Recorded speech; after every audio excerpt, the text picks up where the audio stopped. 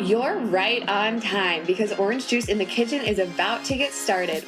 We're your hosts. I'm Annie Graff. And I'm Maggie Jensen. Pull up a chair because the OJ is flowing and it's about to get juicy. We're getting deep in our convos about sobriety and mental health because that's how we've both found deep love for ourselves and the lives we live. And when you love yourself in your life, there's nothing to escape. This is the real on how vibrant and colorful alcohol freedom feels. So grab your glass. Cheers, besties. Let's chat. What is up, you guys? We are back with Orange Juice in the Kitchen. Get yourself a nice little sparkling water or anything that you enjoy right now because we're going to have a really awesome conversation. Okay, Maggie, I want to throw this at you, actually. Have you seen this trend on social media? It's called the butterfly effect, and people are making like reels about it and sharing all about it. Have you seen it? No, I've seen the movie, but tell me movie? more. The butterfly effect with Ashton Kutcher. Yes. Okay. But I have to know this trend. Okay. I actually don't think I've seen that movie. But the trend probably very similar. And it's something that, I mean, like I've seen quotes on it for years, but to see people depict their specific butterfly effect in their life and how it's kind of like literally led to the way their life panned out is so cool. So cool. Because oftentimes we go through, and this is kind of like the beginning of it, right? Something that feels traumatic, hard, scary, awful, life-shattering, heartbreaking, these like very negative things.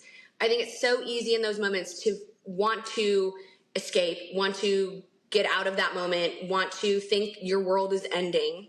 Yeah. But sometimes years down the road, that one thing led to something that ultimately let you arrive at where you're currently at. And I just think it's so beautiful and something that we needed to talk about today because I feel like we both have kind of experiences here. Mm-hmm. And I have one in my head, but I don't know. I love this concept of hardship not being something to escape and hardship being an integral and essential even part of life. Yeah. I mean, as you were saying that and you were like, most of the time hardships cue us up to like want to escape. Or what you said that actually hit deeper with me was like expecting that this was going to feel this hard forever. Mm. And that driving me to be like so terrified and like not know what to do. And then being able to look back and be like, okay, I made it through that. Like that just really struck a chord deeply with me because I think so many people get stuck not knowing this too shall pass and this could lead to something better. And kind of that whole dialogue of like, instead of why is this happening to me? What is this doing for me kind of thing? So I feel that's like the vibe of the butterfly effect trend, right? Yeah. And it's really like being able to reflect on the past, I think, not be stuck in the past or obsessed with the past, but being able to look at your past and see, wow, okay, because that happened, that meant that I needed to make this move in my life that I would not have made if I didn't have that moment, which then connects me with this person, which then got me in this field, which then allowed me to take this opportunity, which then led to this, and to connect those dots. Because in the midst of hardship and heartbreak and grief, loss, it's so hard to detach from those really heavy emotions because they feel consuming. They feel all consuming, right? In those moments that oftentimes we forget that we've, as humans, gone through that before. We've been in those feels before, and to it's not as a means to escape that or to like discredit those things and be like, oh, well, this is just life. Like it is what it is. But like to be in that and to be like, okay, like this too shall pass. and this somehow is happening for me, not happening to me. And I think for me, this butterfly effect trend has had such like a profound effect on me, because it's been something I've kind of been really reflective on in the last few years for myself and looking back on my journey. But I think it's worth talking about because of, I think, human nature to think that life is supposed to look something else other than what it actually is in this moment. And I find myself looking back in my past being like, through these really hard moments, sitting there and being like, this is not how this is supposed to feel. This is not what I'm supposed to be doing. This is not what I'm supposed to be going through. How me? Why me? Life, come on. Like, oh, I'm so unlucky. Oh my God, only this would happen to me. And like all these kind of very self-pitying thoughts. And in those self-pitying thoughts being like, well, okay, well, I'll just like think about in a year from now, like I will be here. I'll have my person. I'll have this thing. I'll do that. I'll have this accomplishment. I'll be past this moment, and then it'll all be better, you know? But I think like being able to connect the dots has allowed me to, because it's impossible to avoid those moments as a human. Like it really is. I think just the understanding that life is going to life, and that's the beautiful thing, it has given me like peace of mind when I'm in those moments to be like, yeah, this is happening, and yeah, I am feeling a type of way. But I know, I just have this like deep heart tug that this is going to lead to something. This is going to be a purpose. This is going to make sense down the road. And okay, we didn't even talk about this before we started the episode or anything. But I wanted to share a kind of like a really real example of this happening for me in my life, and kind of like where I see this butterfly effect being relevant. So for me, when I was in the military, I despised it. Like, it was to me like, this is an awful choice of career. How did I get myself into this? Why did I choose this? Is this going to be my forever? When can I not be here? When can I do something else? And a lot of these like very just like, I have no control. Like I don't have control of my life. I guess this is my life sort of feelings. And now being several years disconnected from that chapter of my life, it's so clear to me that in those moments of honestly resenting my current situation, that was actually a catalyst for the life I am currently living. So and to connect all these pieces, if I didn't go to the Air Force Academy, I would not have commissioned into the Air Force. I would not have been an Air Force officer, and I would not have known a sense of misalignment, I guess. I would not have known, oh my gosh, this doesn't feel right, which if I didn't have that feeling, if I think about it, if I would have been kind of like in a career that was like, meh, like, okay, I mean, yeah, I'm a journalist. I used to think like in high school, my options were like, when I was looking at the Air Force Academy, or I was applying to go to some school of journalism, to these really like prestigious schools. And I would always think back, and like when I was in the military, like, oh my God, why didn't I just do that? Like, why didn't I? And I think if I majored in journalism at a normal school that wasn't military affiliated, and if I then got a profession in journalism, I might have been like, okay, yeah, this is kind of in alignment.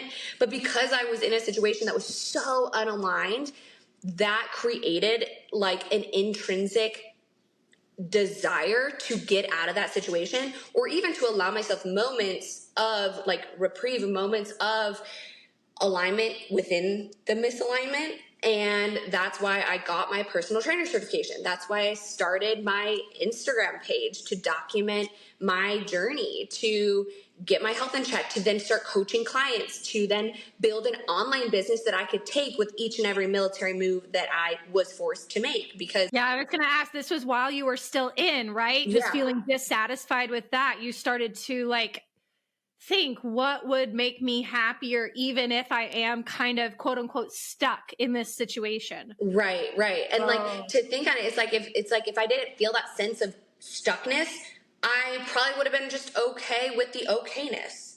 And, you know, so that deep feeling of like, I hate this, meant that I was forced to create space for something I did enjoy, which then ultimately, I mean, then you kind of see how that cycled out. I mean, because I created that page, because I got my personal trainer certification, because I started coaching clients online, then I released a workout guide, then I developed a workout app, and then I started building that brand. And then because I had like momentum in building online brands, I realized my passion for business and for being an entrepreneur. I founded another business. I got involved in other business kind of faceted things in my life.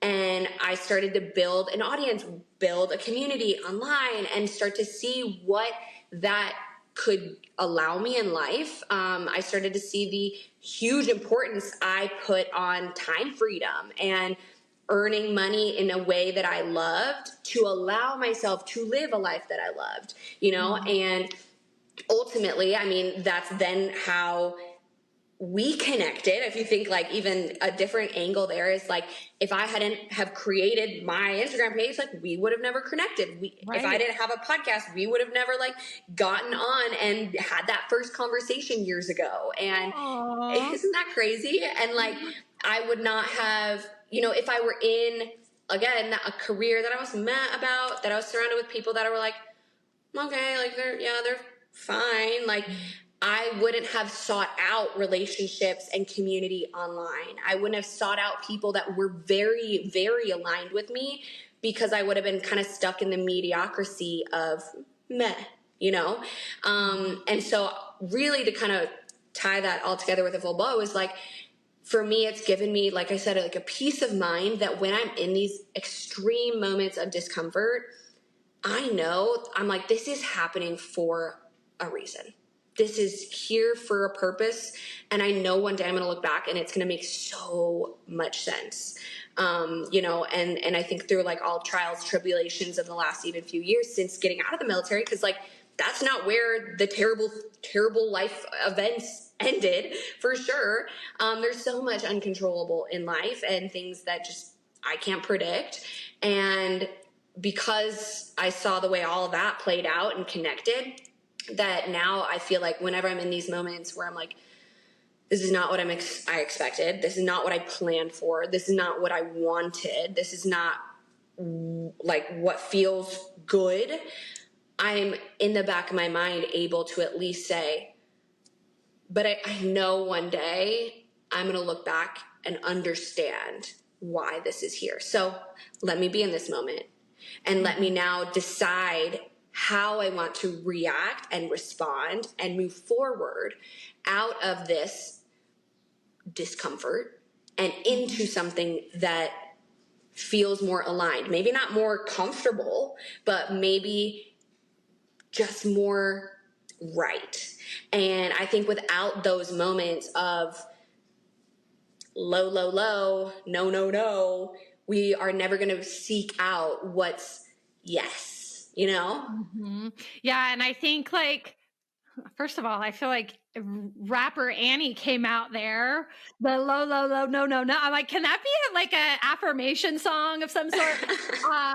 But you know, I think it's so true. My wheels were spinning and thinking about like how we don't really sometimes know what we want until we're stuck in a place of what we don't want for a really long time. And then that pushes us to get creative. Like something inside of you, the light bulbs had to turn on to say, okay, I'm not super excited about this military thing, but there's got to be something else.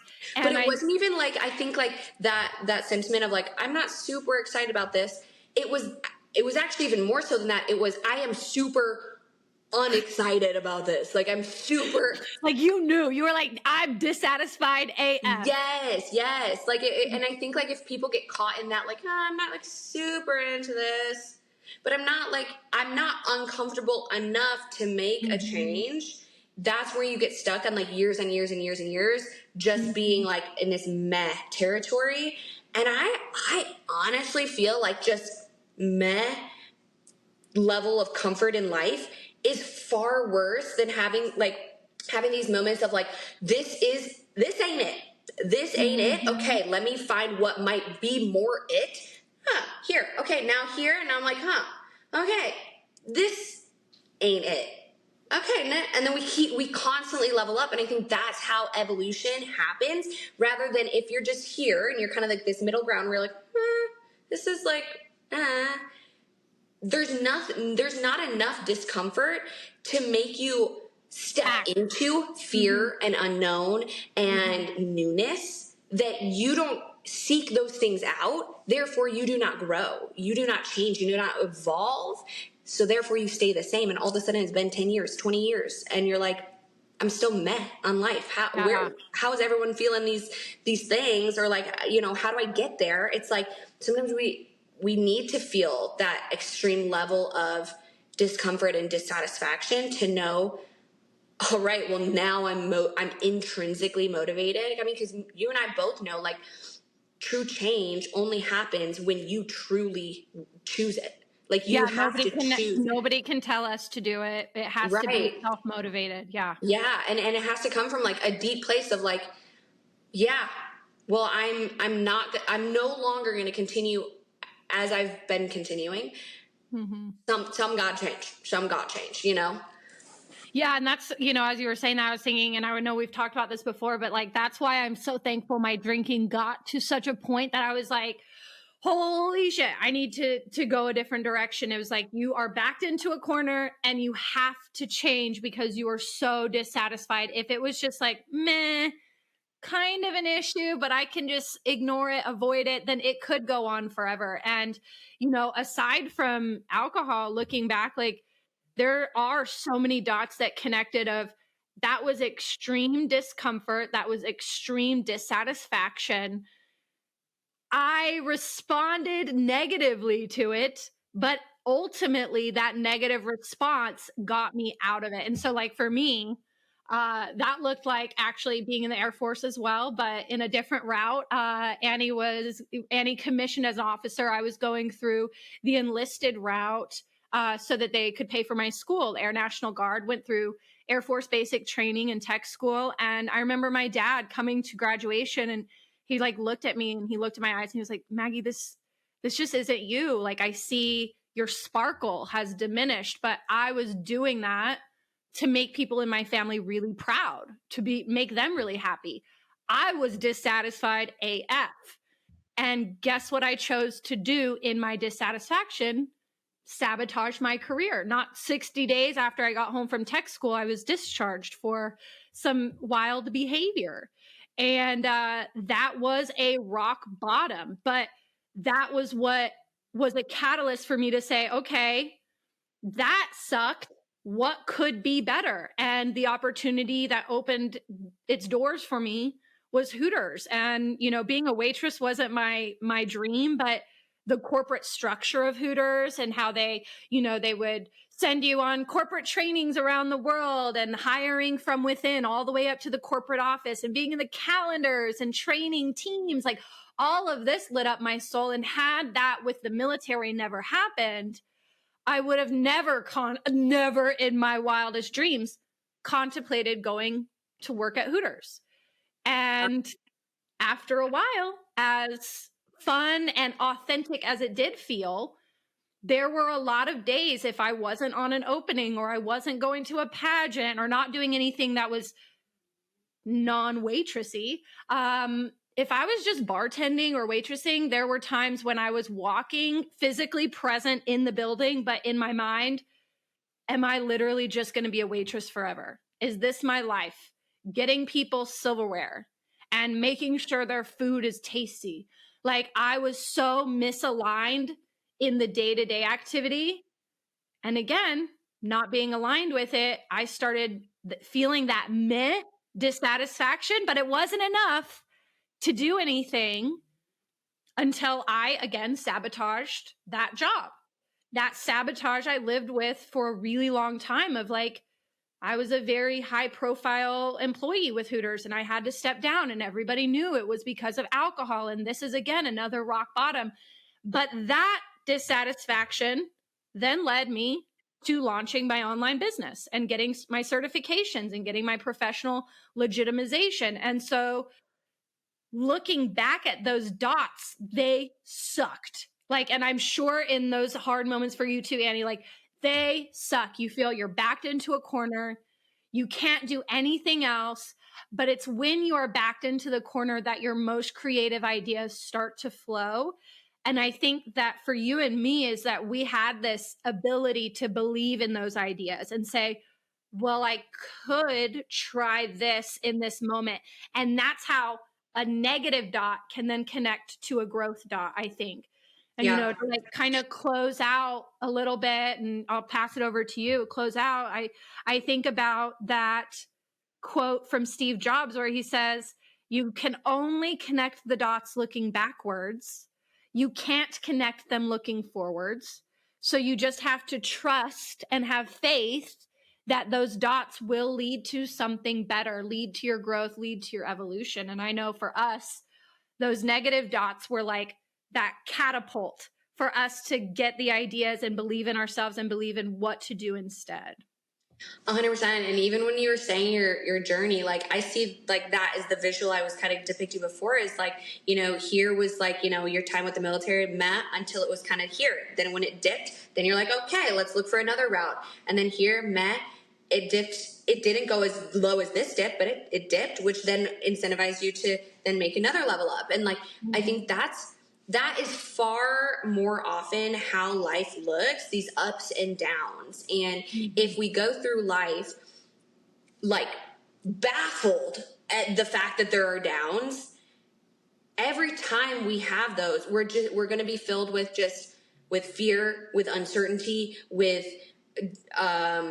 loneliness, and these feelings of like, why me? These like I said, the self-pitying thoughts and feelings. And, I think if we can do that connecting of the dots and we can kind of track our life a little bit, and you can realize like without these lows, there would not be the highs. Without this discomfort, this epic discomfort, I wouldn't have made this jump, this leap, this move. I wouldn't have met that person. I wouldn't have said that thing. I wouldn't have gotten fed up and, done that, whatever.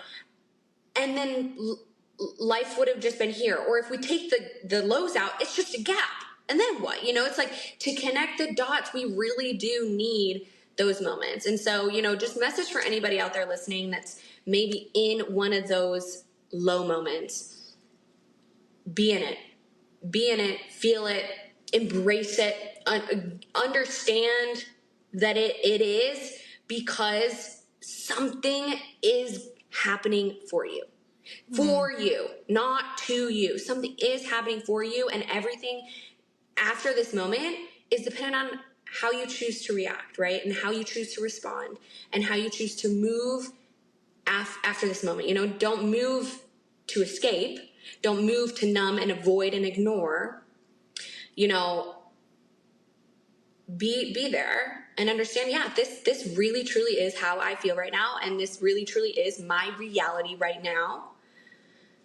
But this too shall pass, and this isn't my full existence. And I think that profound feeling of there's more. If this can't be my full life, then there must be more, which means I must make another move after this moment. I think for me, that's just this constant thought I have, and it's the love of the journey, not the obsession with the destination. And just a reminder for everyone out there, you're on your own journey, and it's going to look different than every single journey that you look at around you. That doesn't make it any less beautiful. And if anything, you have the power to make it whatever you want it to be moving forward.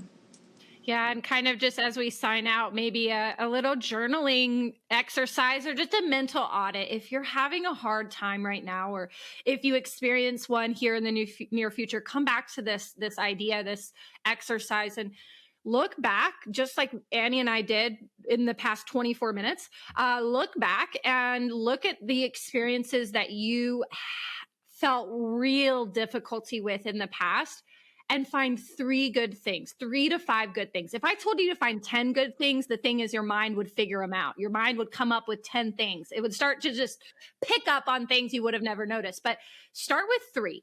What are 3 good things that came from something that was really painful? Because when you're sitting in the feeling of something painful, and you are saying, you know what, I'm not going to escape, I'm going to feel these feels, those feelings are going to feel much lighter if you can understand, eventually in hindsight, I'm going to see beautiful things from this experience. That helps you free yourself and feel hopeful and feel a little bit more confident about the solutions that you come up with to respond. And so take us up on that little activity. Should be really short, but something that I know Annie and I both do, even through conversation. When we message each other, hey, I'm going through a hard thing, we remind each other to look at how this is working for us. And we want you to experience that, be our friend, sit at our table, and do the same things with your life, because we promise this will pass and you will see some really beautiful dots connecting that make you feel grateful for this hard moment. Yes.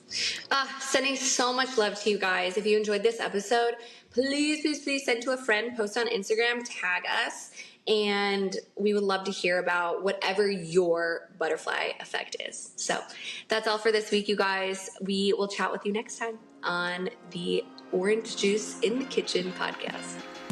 Signing out. Bye.